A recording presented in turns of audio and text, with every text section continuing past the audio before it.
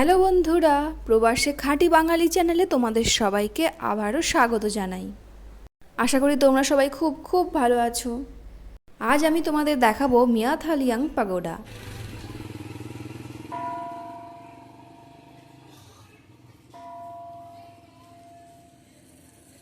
তো নিচে জুতো খুলে ওপরে উঠতে হবে, অন্যান্য পাগোডার মতোই এখানেও সেম নিয়ম। এখানে আবার কিছু লিস্ট দেওয়া আছে যে যে জিনিসগুলো পরে তুমি পাগোডায় আসতে পারবে না।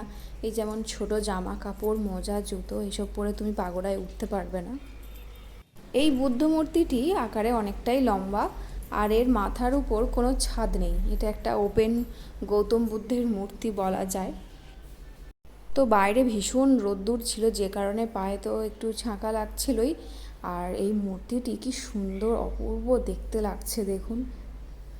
যারা এই মূর্তিটিকে নির্মাণ করে গেছেন তাদের হাতের কাজটা জাস্ট দেখুন, অসাধারণ। এত সুন্দরভাবে ফুটিয়ে তুলেছে গৌতম বুদ্ধের বস্ত্রটিকে, মনে হয় অরিজিনালি কোনো বস্ত্র পরানো আছে।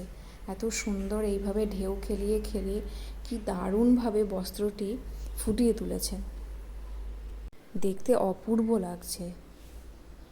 আর মনে হচ্ছে সত্যি সত্যিই গৌতম বুদ্ধ শুয়ে আছে চোখ খুলে।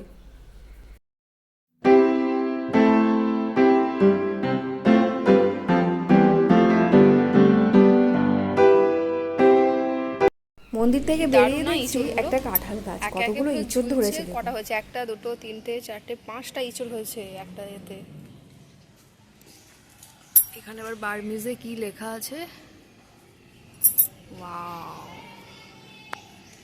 রোদে গেলে প্রচুর রোদ, আবার ছায়ায় চলে এলে ঠান্ডা। সুন্দর না?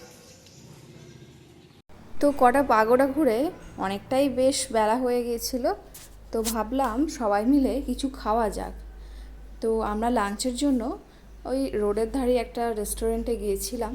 আমাদের ড্রাইভার যিনি ছিলেন তিনি নিয়ে গিয়েছিলেন। তো সেখানে আমরা নিয়েছিলাম চিকেন ফ্রাইড রাইস, তার সাথে স্যুপটা ছিল।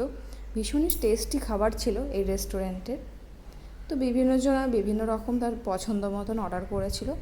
আমরা দুজনে অর্ডার করেছিলাম চিকেন ফ্রাইড রাইস, আর তার সাথে স্যুপ ছিল, স্যালাড ছিল, আর সব শেষে একটা চকলেট ফ্লেভারের আইসক্রিম।